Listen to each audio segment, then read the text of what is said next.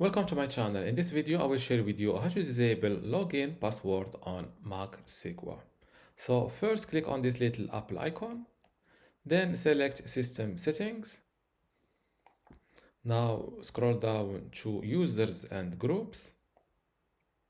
And next to automatically login as, select select your profile. In my case, it is called my profile called Air 15.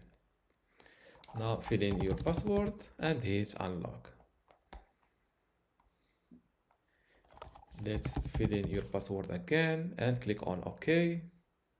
Turn in automatic login will disable Touch ID and remove any Apple Pay cards from this Mac. Okay, click on continue.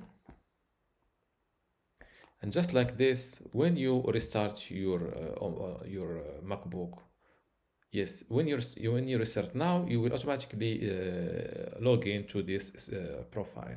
And this is how to disable login password on Mac Sequoia. If you still have a question, leave it in the comments below.